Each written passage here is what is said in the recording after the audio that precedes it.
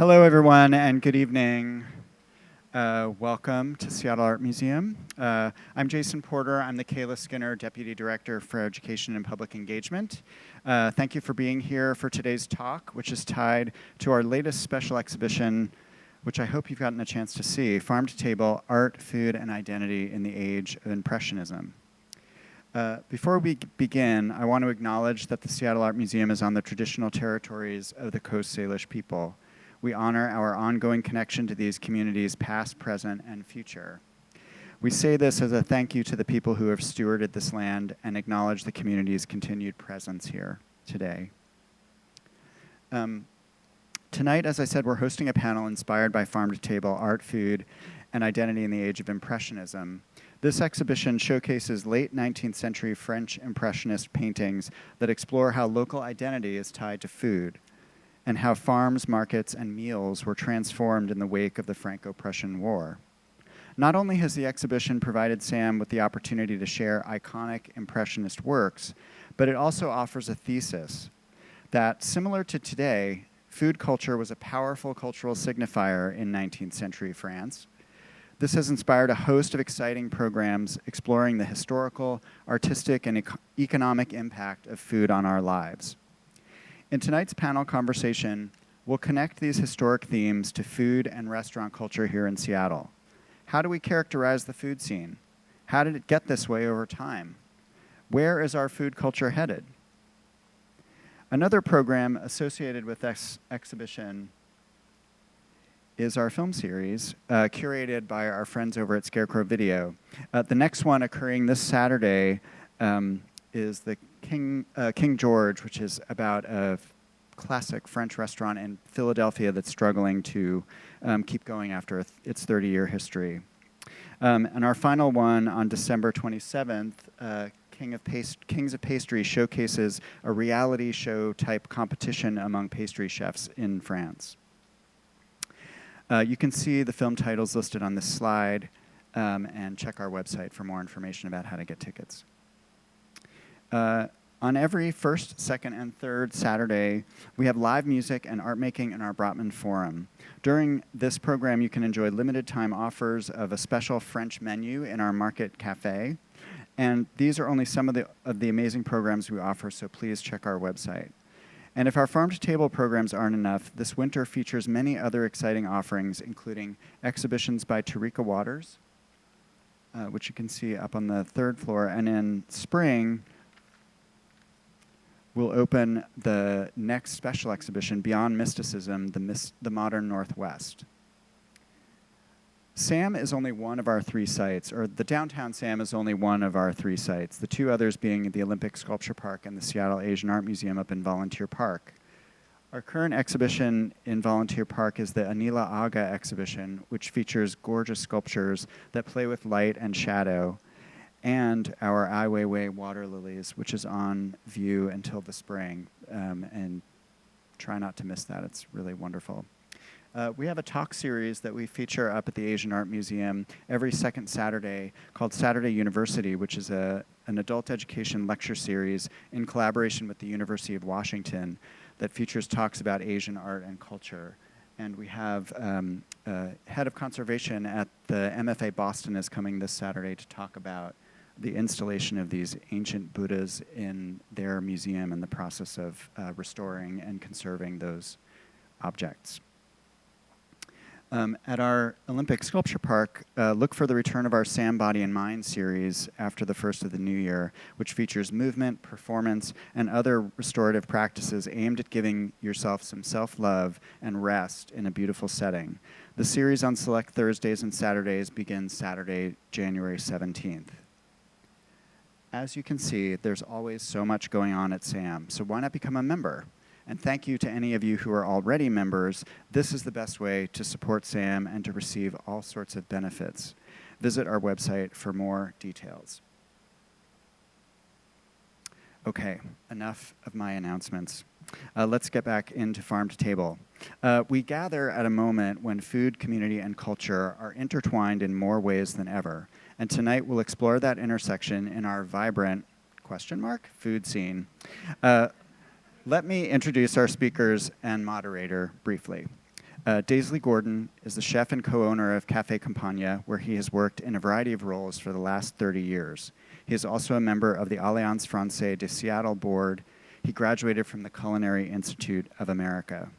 J. Kenji Lopez-Alt is a former chef, food writer, and author, founder of Serious Eats, and famed YouTube creator whose mission is to celebrate good food and good people. And Ruby DeLuna, our moderator, is a reporter at KUOW with a focus on food and how it intersects with health, communities, and culture. She has also reported on healthcare and immigrant communities. I'm going to bring our panelists to the stage. Please give them a warm Sam welcome. Thank you.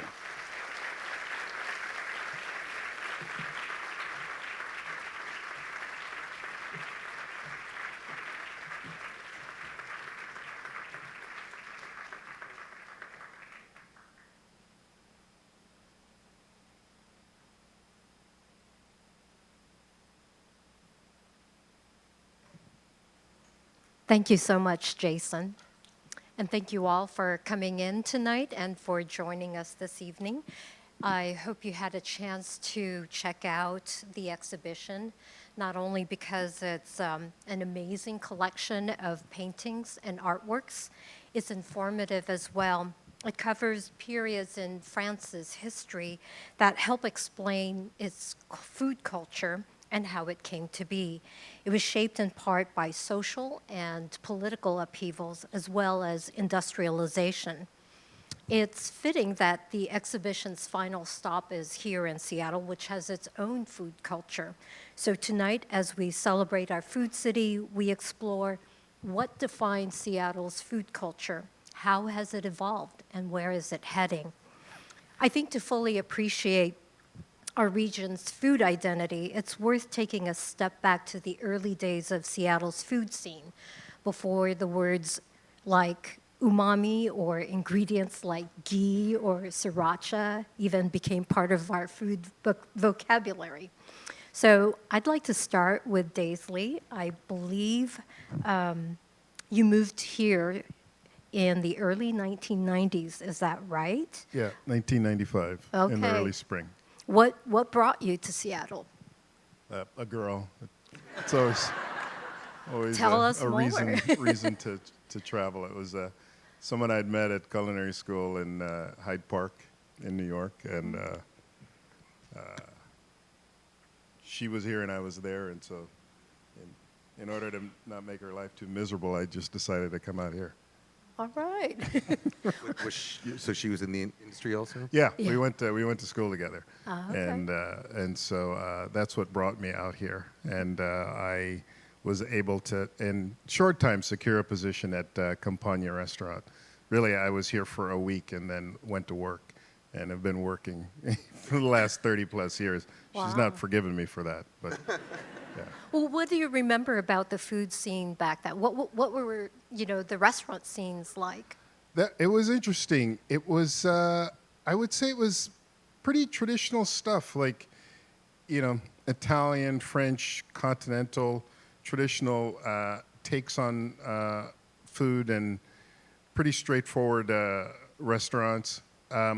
But at the same time, like, I was, a culinary school graduate who was at the restaurant, and there were graduates running in a lot of kitchens and running restaurants, and it sort of provided a really sort of clear way to navigate your way through the restaurant industry. But at the same time, I had been a career changer and was exposed to less old school things, and I think there were new ideas coming through and people trying to explore new things, and you saw the rise of new American cooking. And then also at the same time, I'm working at this fancy restaurant, but we spent most of our time going to the Still Life Cafe and the High Spot and Longshoreman's Daughter, and the sort of granola tree hugging stuff that that was our thing. So I was, I think, taking in a wide view of things. As far as food, I was overwhelmed with salmon. It was ever present, and having been to school recently on the East Coast and then spending most of my time growing up in the middle of the country in Kentucky, that was a new thing, and I was just like, wow, it's everywhere. And I was cooking it all the time, just grilling it constantly, and I was a little, I just couldn't taste it. And but then I don't remember how much longer, a year or two later, John Rowley, a local food broker, brought Yukon River salmon and introduced that to us. And when I understood the history and how it got to us, then that, I don't know, kind of reconnected me to it. I love the flavor. And I was thinking that, you know, him as a food broker and people like him are really instrumental in what goes on, because you know, before it gets to the guest plate, it's got to get to us.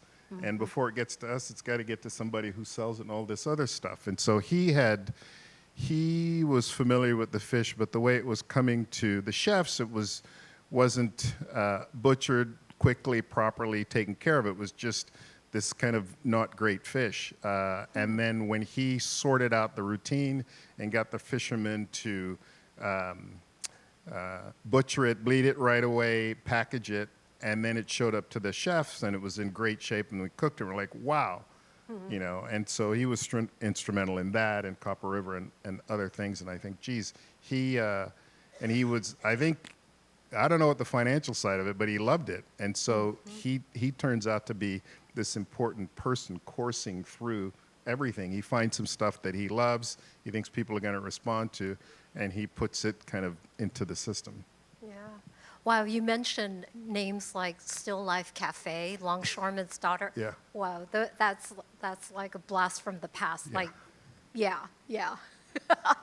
I mean, back in the days when Seattle was kind of like, you know, grungy, like in its grunge face, right? Yeah, it was a completely different place, and I forget how, you know, that it's been over 30 years, because it just seems like a couple years, but it was quite a transformation.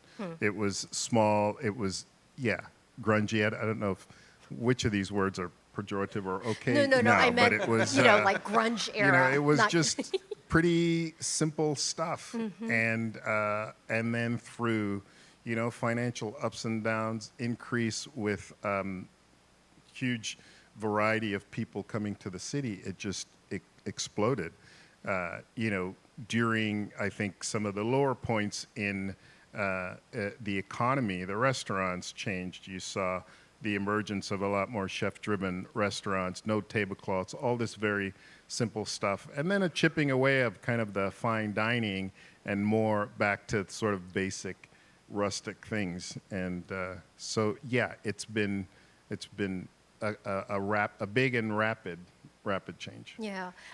Yeah. Can I ask a question? How have you noticed, you know, coming here in 1995 and working at a sort of classical French restaurant? You know, I'm thinking about this because I was upstairs looking at this painting of four plongeurs, you know, like four low-level cooks who all look like 12 years old. Yeah. But they're sitting around a card table and like smoking cigarettes and playing cards. Yeah. And I think the painting, it was intentionally styled to look sort of the way soldiers look when they're on break. Right. And it's because, you know, the classic French system like that, Escoffier, established is based on a sort of military hierarchy. Right. And, you know, I started cooking in restaurants in 1989, so after you, but even then, there was still like this real distinct hierarchy and, you know, and some levels of like hazing and picking on the new guy and intentionally burning people and stuff. And, you know, in the 25 years that I've been that I've, you know, since I've worked in restaurants, I've seen a lot of that change. Some of that still goes on, but there's been like a huge change. Did you? I mean, what have you noticed? I mean, being in the same restaurant for 30 years and starting at a low position, moving to the top of it. How have you seen the sort of culture within the kitchen shift? Well, I would say, fortunately, when I started in the kitchen, and this was when it was Campagne and Cafe Campagne, I was the number 3 guy in the kitchen, so there was little hazing to be done. But I did see, not too slow, but a fairly quick evolution in how we dealt with people. And I think that, to the credit of the chef at the time and Peter, the owner, they created a positive and a respectful environment. So some of the things that you mentioned weren't really part of my experience, and I don't think I would have stuck to it if that was my experience. Now that's from my perspective, because I was always dishing out directions to people. So if you talk to some people who work for me, they might be like, well, he was a bastard.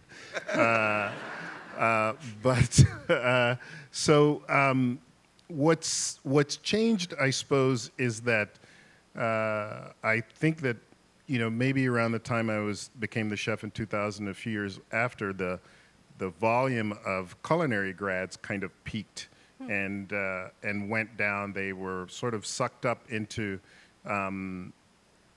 bigger companies before they got to little guys like me. So that kind of chips away because you don't have a reinforced environment from the rank and file for that kind of stuff. And then we had to just focus on getting things done. So you've got to communicate, treat people respectful, listen to other people, appreciate other people's taste and palate. And so even when I was coming out of culinary school, that world was on its way down and being diffused.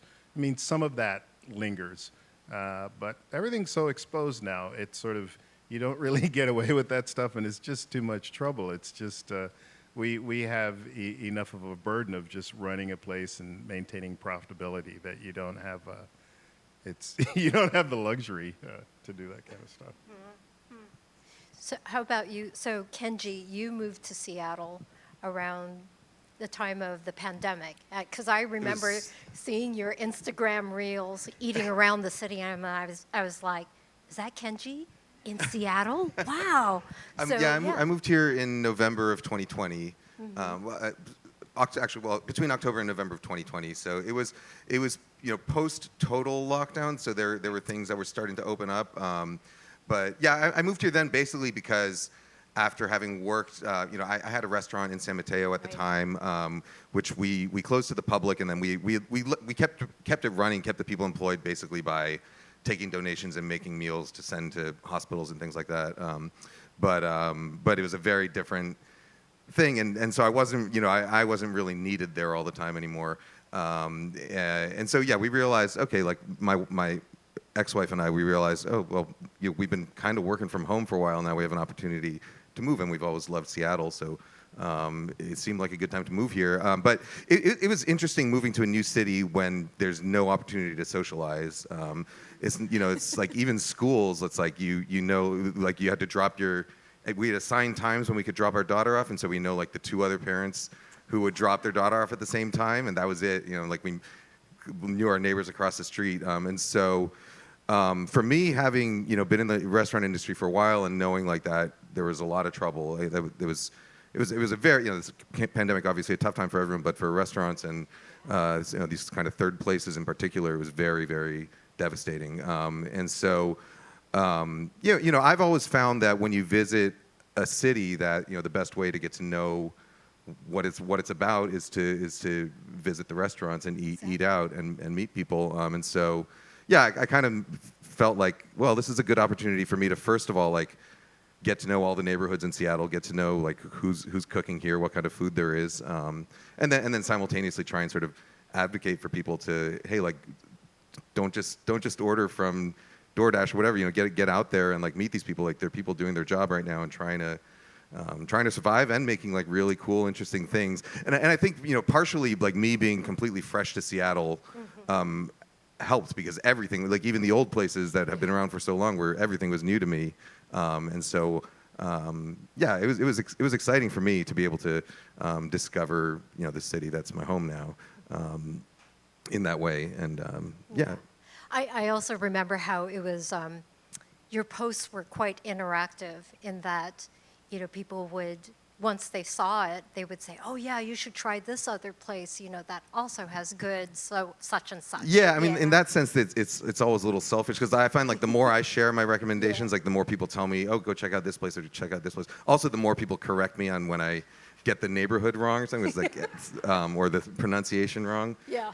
That was a people in Seattle like to correct you. True. Well, so what was your impression then after, that time of like exploring? Was there, what kind of impression did it create for you, or what foods did you think were quintessential Seattle? Well, I was also overwhelmed by salmon. But shellfish also. So I think Sure. the Pacific Northwest, like oysters and clams and crab and all that is just like spectacular here. And it's so, and I was born in Boston, and then I grew up in New York, but I lived in Boston for another 10 years and cooked in Boston for a while. And to me, the cities have a pretty similar feel to them because they're both these coastal cities where seafood is just like, it's just like everyday food, It's like you go to a seafood restaurant in New York, and it's generally going to be a fancy place. Maybe if you go up in Harlem, where I lived for a while, like you just buy the seafood and they'll steam it for you in a cabinet. But it didn't have, New York doesn't have that sort of real casual seafood culture that Boston and Seattle seem to have, where it's just like a thing you get, and it's like you can expect to find good quality seafood everywhere. So I love that seafood is just like a part of it, and it's and also, I guess the climates are also pretty similar, and there's like real distinct seasons, which is nice to have after living in California where there's no seasons. So looking forward to that seasonal produce and having year-round farmers markets, to me that's really exciting. That and the other thing I love about Seattle though is that it's a big enough city that you have a beautiful art museum. You have like all the big bands come through. You can get classical music. You can get comedians. You can get everything that a big city has to offer, but it still very much feels like a collection of neighborhoods. Where it feels like the kind of place where it's manageable for me. Whereas New York, despite growing up there and living there for a long time, is unmanageable. Like it's just everything is. There's just so much going on all the time and new things opening up all the time. And it's also this feeling that because it's so dense, like everything is just kind of commoditized. Where it's like a customer at a restaurant. If you lose that customer, who cares? There's more people waiting to get in. Whereas Seattle, when you go to a restaurant, it really feels like you can get to know the people who own it, and that they are legitimately interested in keeping you as a customer and making you happy, and it just has much more of a sort of small town feel to me, which I love. Well, and this question is for both of you. How would you describe Seattle's food culture? I would describe it. Currently. Well, from a customer standpoint, I think. I find it's a strange thing moving here from other parts of the country. I find like people in Seattle like to crap on Seattle a lot. Just like I think they all secretly love it, but publicly they're like we don't have this. Like they compare themselves negatively to bigger cities sometimes, especially in the food scene. It's like, oh, we don't have like the restaurants that New York has. It's like, I think some of the best meals I've ever had are in Seattle. But for me, Seattle, what it does really well is, I guess you can tell sort of by the way people dress in Seattle, where it's, even the best stuff is kind of casual, like the only time I've been in restaurants in New York where I've been asked to like wear a jacket, or you can't come in looking like that. The only time that's happened to me in Seattle was when Canlis a few years ago, they used to have a jacket policy, and then they said we no longer have that policy. And then I called and made a reservation. I said, I was coming in with my dad. We had been fishing that day. And I was in like a raincoat with like some fish guts on it, and so I called them and I said, like, I don't have a jacket. I've been out all day. Are you sure it's okay? They're like, oh no, that's no problem. And I walked in the door and they looked at me. They're like, would you like to borrow a coat? But that's not the kind of thing you expect in Seattle. It's like Seattle, you can go out and feel comfortable and casual everywhere, and that's one of the things I like about the culture here. I think the scene is pretty vibrant and dynamic. I think that when you're here, maybe you kind of take it for granted, and I would say maybe in the last 10 years I've come to appreciate all of the things that are here much more than I did before. We used to, I think, have almost a kind of an East Coast bent to a lot of things that we pushed on the menu. We thought, okay, you can get salmon everywhere, so we'll do other things. But I think about, all of the shellfish, all of the local stuff, and it's worth celebrating. It's fantastic. And so that appeals to me more. And I think that, I mean, the transformation of the range of things that you can get to eat either at the store or at restaurants. I mean, it's no longer the sort of classic, you know, French, Italian, American. Everything has a little bit of spice into it from somewhere else, you know.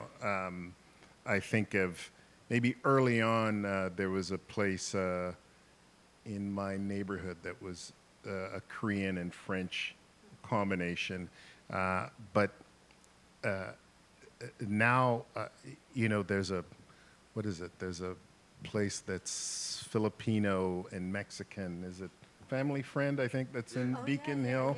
I mean, so there's everything, and it comes, I mean, some of it comes from the kind of breakdown of the big restaurant industry where the big operators have sort of floated away and have a lot of money to put on this production, but you have small operators with modest ambition and modest means who can take a small place and do some interesting thing. They're just going to do their thing. And so I think you can find so much. And you also find food in more places than you used to be. Used to be it was just a straight up restaurant, but now you might have, you know, a food shop that sells food to go.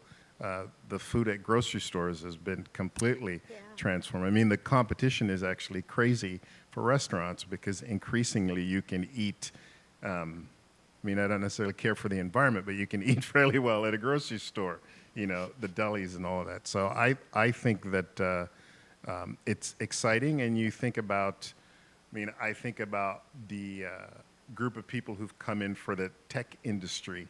And I don't know, it was during COVID, I was off on a delivery because I had my bike and we were delivering food generally to 1.5 miles away from the restaurant, but I'd also taken on a gig where a company wanted to, they wanted to feed their team, so I had to schlep food around for like 40 different people all over the city, and I had this afternoon. I don't know why I did it. It was crazy. But I think, what's that? Yes. Yeah. No, I took my car. I was over, but I was over in Kirkland, and there was an East Indian grocery store that was opening up, and I just thought, wow, you know, when a full-on grocery store opens up from another culture, that tells you that there's a mass of people who are looking for that, are seeking it, and are going to support it. And so that continues to happen around the city. And, you know, you can't really evaluate it by just what's in the city proper. I mean, there's masses of people that live just outside the city, and there's, you know, a wide range of experience that you can get. And so I think you get that from, you know, grocery stores, but also restaurants. Yeah, I think it's also a lot, you know, talking about restaurants like Family Friend, like a lot of the most exciting stuff going on right now is from, I think, like second generation immigrants, people opening up, like, I went to Pancita a little while ago, and they were doing, she was doing like a salmon tail, like a roasted salmon tail in a mole sauce, which is like not something you find in Mexico, but it's like, it makes sense here, and it was really delicious. You know, like places like that, or even just like, you know, I think it's great that, like, some of the best food I've had in Seattle has been in, like, parking lots, you know, like somebody selling tamales out of their trunk in Home Depot, or like all these al pastor stands that have started showing up at, like, the auto parts parking lots after hours. But yeah, you know, I think the mixing of cultures and immigration is always what drives, like, I think, the most interesting food and the most interesting music and the most interesting art. And it's nice that it feels like there's still these sort of like authentic experiences, like wonderful Ethiopian food, wonderful Vietnamese food, but we're starting to see the next evolution of that, like people who come from those families but grew up in Seattle and are sort of more steeped in the culture here and the ingredients here, and so taking ideas from their parents and from their culture and mixing it with their upbringing, which is really exciting. Yeah. I think so I came to Seattle. I moved to Seattle like in 1984, and I think what has changed now is that there's more of an embrace of global foods, foods from other cultures. And all you have to do really, I mean, even if you go to like a Safeway or an Albertsons, the so-called ethnic food section, it's pretty broad now. It used to be like, I don't know, dried egg noodles or, kung pao sauce or whatever. But now there's more variety. So I think people here, like people's food palette has like expanded. Mm-hmm. And I don't know if it's because we're traveling more, we are also welcoming more people from different cultures. So I think that seems to be a factor. Mm-hmm. And I think it's real travel and it's virtual travel. If you think about during lockdown, like, okay, you can't go anywhere, so you're going to explore it on your little screen or on your laptop. And it's and the quality of the travel shows are so good. If you've got your head in that box for an hour, you pull it out and you're like, oh, wait a minute, I'm still in Seattle. And so you almost, can taste what's being shown. And so once you get back to reality, you're like, I got to find that. So you might, you find a restaurant where maybe they serve that, or you start going to your grocery, like, do you carry this stuff? And all of that kind of stimulates, it stimulates the market and people start delivering. And beyond the travel shows, even just like YouTube has completely changed the way people experience food. So it's like when I was first starting to write, starting as a recipe writer, like in the early 2000s, I think YouTube was 2007, something like that. So like 2005, 2006, I was writing recipes, but there weren't this like if I wanted to find a recipe for like a Sichuan dish, like I can't read books written in Chinese, but so my choices were like, okay, I guess I'll read Fuchsia Dunlop's book, right? Great book, but now if I want to find a Sichuan dish, I can find like a chef in a restaurant in Chengdu making the dish and talking about it and get like automatic translation. It's like you can the access to information has risen, I think, even faster than the access to ingredients. But in Seattle we have, amazing access to ingredients. There are East Indian markets, or there's like Asian Family Market. There's an H&H, T&T that just opened up in on the east side. There's we can get virtually anything we want here, which both the recipes and the information. So the ability to cook these kinds of foods has just really changed in the last 15 years. Yeah, I think the technology has just expedited it. It just goes quickly. You find out things. You can get things shipped to you, in an hour or same day or next day. So it makes the world really, really small. It presents a challenge because people experience all of that stuff so easily, and then in the real world they want it like that. Doesn't always happen that way. I wonder if that's also part of like it could be a double-edged sword in that, okay, it could also raise people's expectations. When you say, Kenji, earlier, how people can be critical of Seattle, because I wonder if that plays into that. It could be. I don't know what that's about. It feels like that's just like like an upbringing thing. I don't know. People here just like to be self-deprecating, I think. But I really don't know. The one downside with all this is that with every the more you rely on technology and the more you rely on sort of like Amazon to ship you your Szechuan peppercorns or whatever, like there's there's this very, very large middleman there who's taken a small cut of everything, one of the big issues in the restaurant industry now, like one of the big problems we're having, not just in Seattle, across the country, but in Seattle, I think I just read that there were 125 restaurant closings in this past month, which is like a record, more than, since COVID. And it's all mom and pop places, so small places, so there's this sort of consolidation of resources and of money and of within the restaurant industry, and you know, obviously because of the housing difficulties in Seattle, it makes restaurant work very, very difficult. And so people come to Seattle, and it's like the prices in Seattle for restaurant food is more expensive than anywhere else I've ever lived, more expensive than New York, more expensive than LA or San Francisco. Yeah, it's partly, a lot of it is because of this sort of gigantic disparity in income.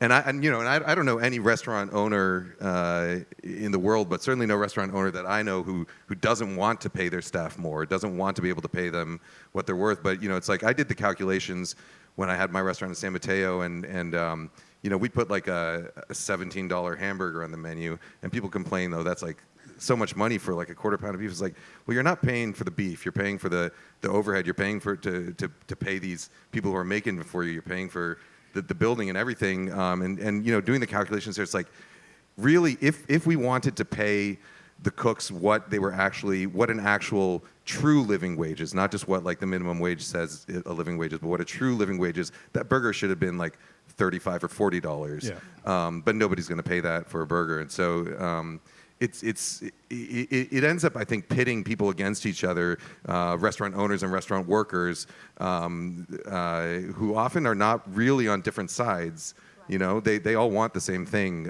but the math just makes it impossible. You know? Yeah, it's challenging.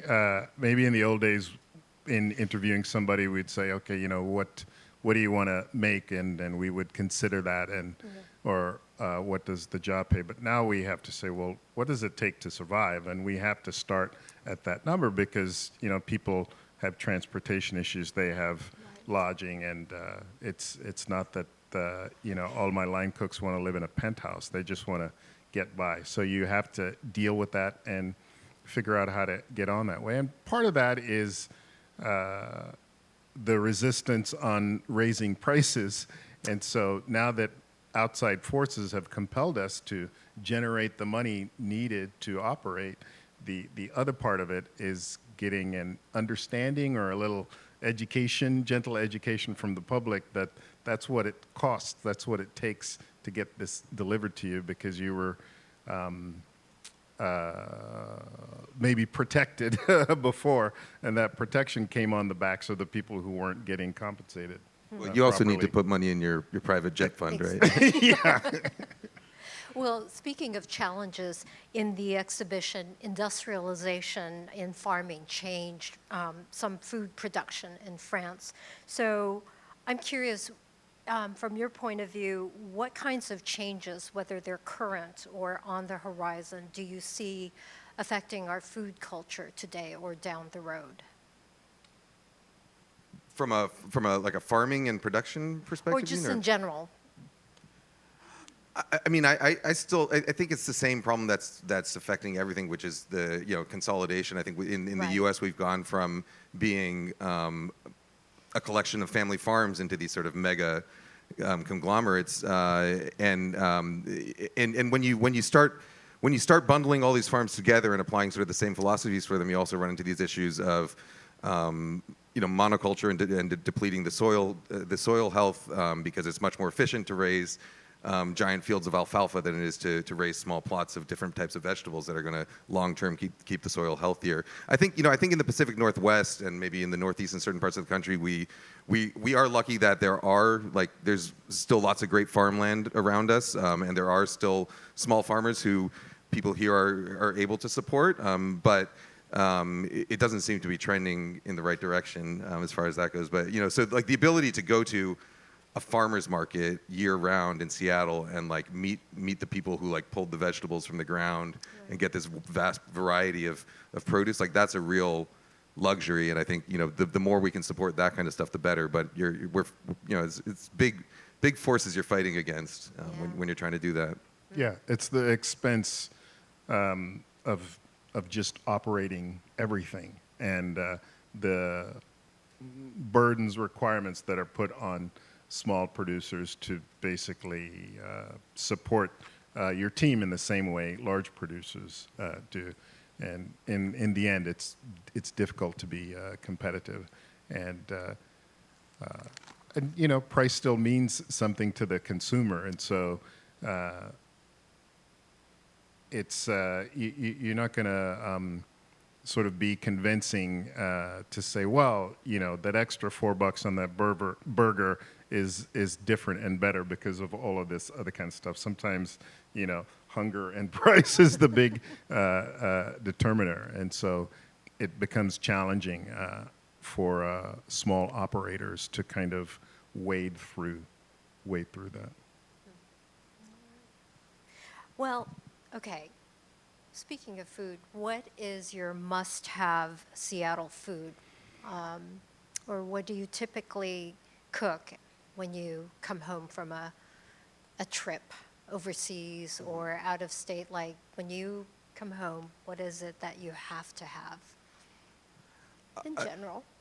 For me, it's two things. Like, if I'm going out in Seattle, it'll probably be two things. I want to go get some raw oysters, like a cold seafood platter somewhere, some raw oysters or some crab, and preferably sit like near water and eat it outside in the rain. And a Dick's burger and some teriyaki maybe.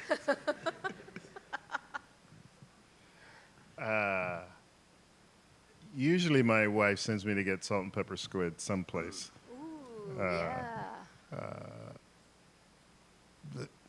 Outside of that, probably, fish, seafood. There's a place on 12th, I think it's called Wang, or I can't remember what it's called, Wang Tongue or something like that. And they have fish, floating around in this little tank, and I go and just get a slab of fish and steam it and do some sliced scallion and soy and sesame, just that sort of basic stuff, because it's fresh, it steams simply, and you have that stuff on there. But, I don't know. I eat a wide variety of things. It's tough being pinned into that. This is making me hungry now. I think those are the questions that I have, and I think we're pretty close to time, but and we want to open up questions from the audience. But are there questions that I should have asked, or anything else you'd like to mention before we open it up to the audience?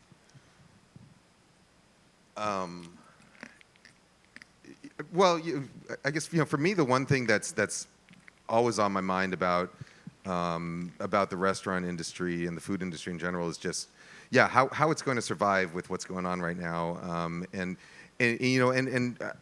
sometimes what I thinking about an issue like, for example, like tipping culture, right? I know that's like a real contentious thing right now, and there's both sides of the argument. It's like, okay, like restaurant owners should pay the staff what they're worth. We shouldn't have to subsidize that by tipping them, and that makes sense. But then also, restaurant owners like, well, if we were to do that, like we have to factor that into the menu prices, and then you're not going to want to come to my restaurant anymore, and so everyone's going to lose their jobs. And what I find really frustrating is that as with many political issues, is that the wrong groups of people end up fighting with each other. It's people that are on the same side who are on the same side and who both want the same goals end up getting pitted against each other. So it's like, it shouldn't be restaurant workers versus chefs, or restaurant workers versus restaurant owners, because they both rely on each other, and I think everybody in the industry knows that. And but that's how the argument often comes out and is portrayed to the public. It's like, oh, look at this terrible restaurant owner who was skimming tips from his service, and like, maybe there are some who do that, maybe, but oftentimes the details of and the nuances of what's going on are much more complicated, and it's largely people trying to do the right thing and trying to help both their people and their businesses survive in a very sort of hostile climate right now, hostile financial climate right now, and so I don't know. For me, like encouraging people to look a little deeper. And not think of every issue as a black and white, battle between opposing forces is a healthier way to think about it. All that said, the biggest part of the solution is housing. Well, that was kind of my question, which is like, if you could make changes to address those issues, what would that be? So housing? Housing. Yeah, just cost of living in general is little.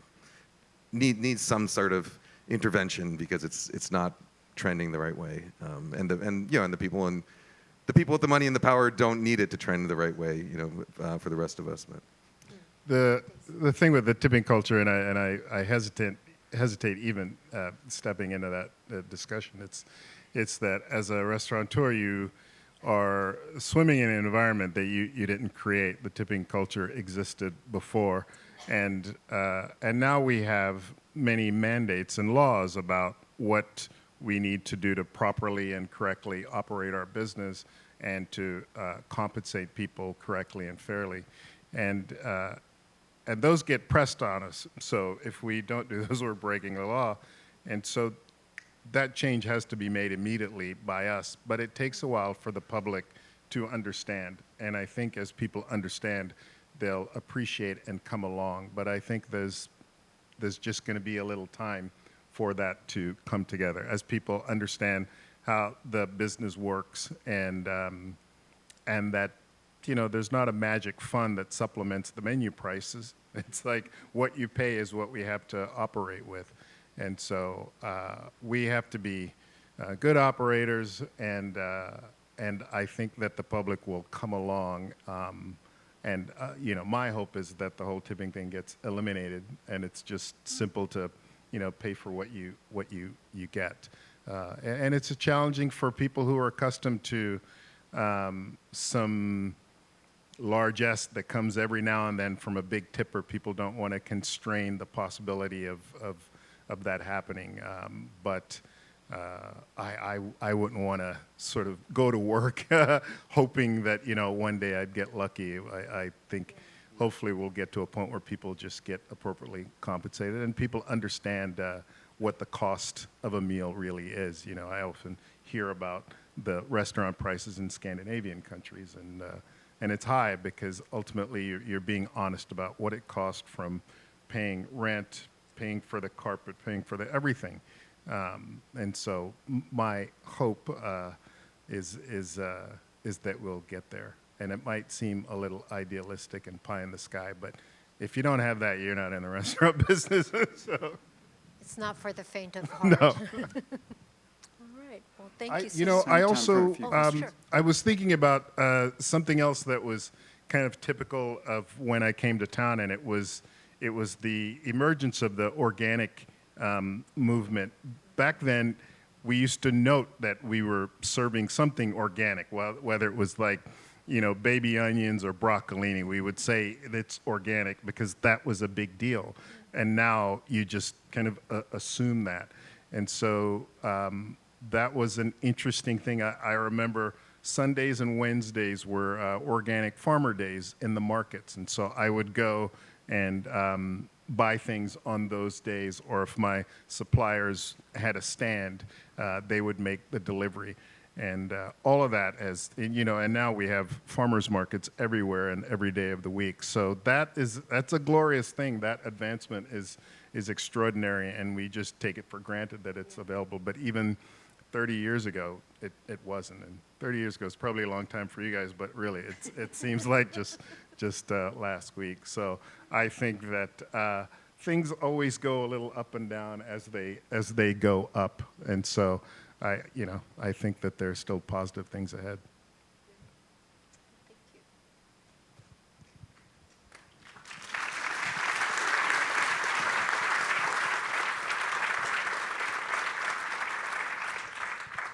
We have time for some questions from the audience. Will you raise your hand, and either Heaven or I will come to you and broadcast your voice. When I go into a restaurant and look at the menu, I see these long lists, particularly like Chinese and Indian restaurants. And it always makes me think, how do you manage inventory for a huge menu? And what happens when waste is generated in restaurants? Are restaurants getting better at somehow managing the inventory, having less waste, or dealing with the waste in ways that maybe it goes into the local community somehow? Can you maybe talk a little bit about evolution of how you manage these mass quantities are coming in and out of a restaurant?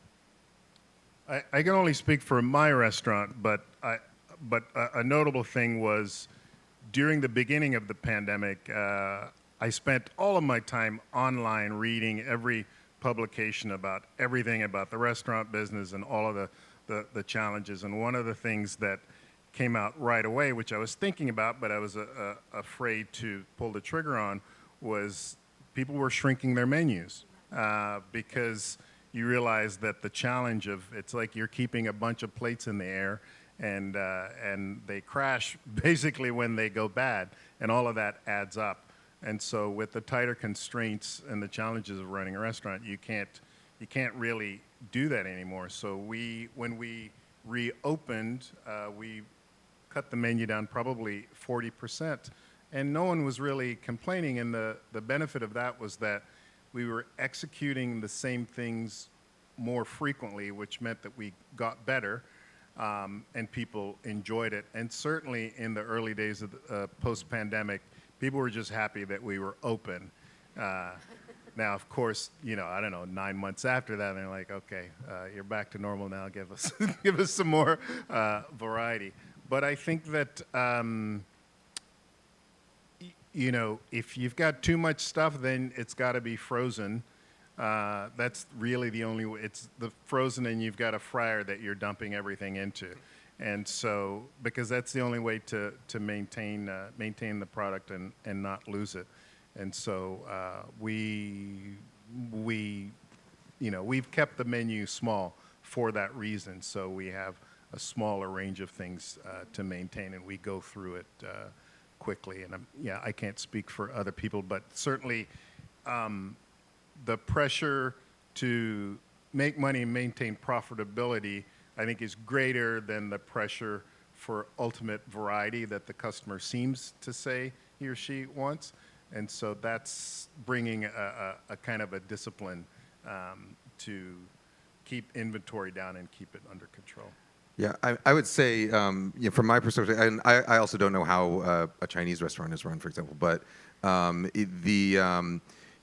of the job of a chef, and like there's a position in the kitchen called garde-manger, if you're talking about like a traditional French system, and their job was literally to take the stuff that would get thrown out and use it in other preparations. So making a pâté, with the livers, making stocks, things like that. Garde-manger, like protector of the food. So it's that's part of what you do in a restaurant, is that you're trying to eke all the value you can out of every ingredient you have.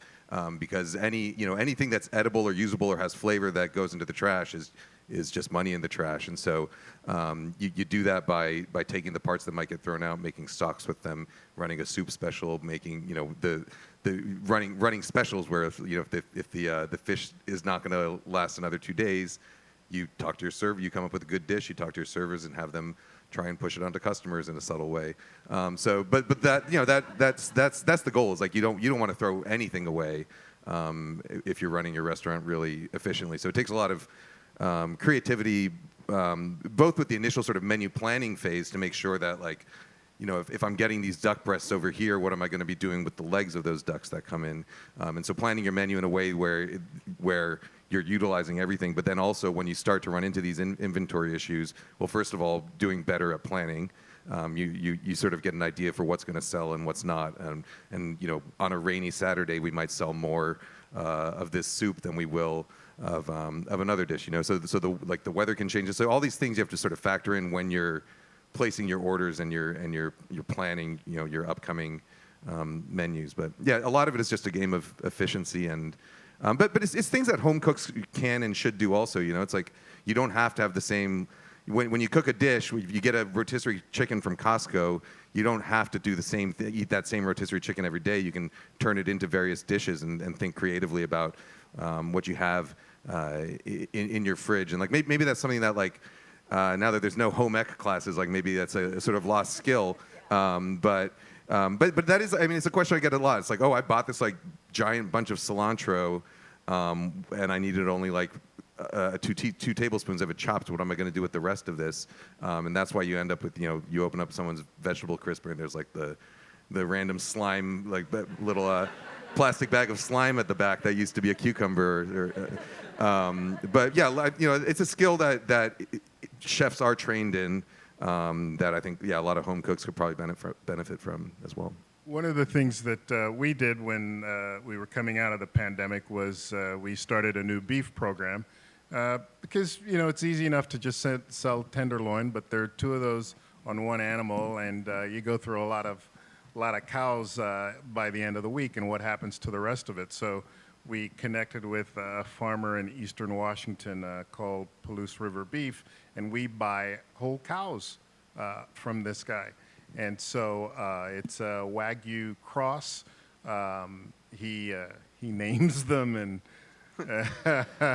there's a kind of a thing. Anyway, he rings us up and says, you know, he's got Kelly or Martha or whatever, and so we'll take a half of it at a time. And so he takes to the processing place. They break it down. And so we have all of the nice cuts, the tenderloin, the strip, the ribeye, and so those are and other tender cuts from, say, the chuck. And so instead of advertising that we're selling one cut of meat, we just say, well, we have this beef and we're going to work through it. And so that created a little bit of burden. But I thought, you know, I've been to culinary school, I can figure this out. And so it turned into sort of a bit of excitement and some adventure for our clients. So we worked through a half side of a cow over a certain amount of time. And then all of the trim we grind to make our burgers. So we were historically known for a lamb burger. And so now we have this beef burger on the menu. And again, you know, we haven't really expanded the menu, but it's becomes a more dynamic experience for the guests. And it turned out for me, I was a good guinea pig because it was just my restaurant. I didn't have a food and beverage manager. I didn't have anybody I had to negotiate with. It was just the chef owner all in one. So, and it's turned out to be good for us because the challenge of maintaining a wide variety of things and appealing to the idea that, you know, people want to have, you know, squid, pork chop, and goose all at the same place. It's like, it's not reasonable, but we're somewhat culpable for allowing, you know, menus to get that way. But that's an example of a solution that we took on, and we're continuing to do that, and it's working well. It's total utilization. That's the concept that you learn in culinary school, and it's making the most of it. And if we could, we would take the bones and roast them for you know, for stocks. So that's one of the options. We got a question over here. Hi, Dee. Hi, Nina. First off, thank you, Daisley, for keeping me well-fed for the last 30 years. You still have one of the best, most affordable, most consistent, most reliable restaurants in town, and I don't know how you've done it for so long. I hope that at some point we can incorporate a discussion, not tonight, we're out of time, but people like Monty Caseberg, who I happen to know casually, and Shirley Collins, and the kind of impact that they had on the foundation that you came into, fortunately for all of us. Tonight, that's not an option, so I'll just skip to, as we all struggle as folks who love amazing food, to keep our favorite restaurants afloat. I know a lot of us can't afford to just go out and have a nice dinner. Is it, since we're in the season of giving, an appropriate way to support our favorite restaurants to buy gift certificates for people so that they don't maybe have to pay the full cost of a meal out and you have an easy present for folks? Is that supportive for the restaurants, or does... Yeah, gift certificates are great. Okay, Yeah. It feels a little bit like a silly question. No, I know that during COVID, not at all. Yeah. that was... I It's just money spent it my spends. last Cafe Campagna. Pays for the plumber as well as anything Yeah. else. So. I just spent my last Cafe Campagna gift certificate last weekend, and I was very sad, and also very full. So thank you for that. Okay. Gift certificates that are bought and then never redeemed are even better. Well, well, these days when you pay cash for a gift certificate, it never it doesn't expire. So we're obligated to accommodate that. So that might have been a thing some years ago, but no. Question. Hi there. Thank you so much for this panel. It's been lovely. I'm looking at the New York Times recipes, and I'm always looking at these food trends, and I keep on seeing your one sheet pan miso, gochujang garlic, rampy, beanie, leaky. I'm curious, in your opinion, you don't have a crystal ball of predicting food trends, but if there's one ingredient you wish all of America could get around, what would you choose? Oh, gee. I mean, I don't know. I mean, it's strange sort of being in my position because I know I have, in one sense, like I have access to people, like my colleagues and other writers, other chefs. So I just sort of have like a different finger on a different pulse than I think just your average restaurant goer has. And so I start to see these trends before they arrive. And then on the other hand, just because I write and I have a wide reach, I think I also have like an ability to kind of push whatever trends, gently nudge them. Certainly, yeah. I mean, gochujang and a lot of Korean flavors right now have been having their moment for a while. I think like right now I'm super into. Chili crisp has come and is still going strong. But I think it's a lot of it is a lot of the food trends are, yeah. It's like what culture have we not appropriated yet? Like what can we take and then give it to a company run by white people? But I don't know. I mean, going from that model, I would say probably we're going to see. I think there's going to be some sort of newfound, some new discoveries in Middle Eastern flavors that will make it more mainstream as we get access to more ingredients and interesting ingredients. Probably some, I don't think there's been enough exploration of various African cuisines. I think most of us are familiar with a lot of North African cuisines, but not the rest. Yeah, I would say those are the ones where we're going to see a lot of flavors coming in soon. But if I had a crystal ball, but I don't. So. All right. Well, thank you all so much. We don't have time for another question, unfortunately, but Do we want to do one but last thank one? you all to our speakers, Daisley, Kenji, and Ruby for moderating, and we look forward to seeing you at future programs. Thanks so much.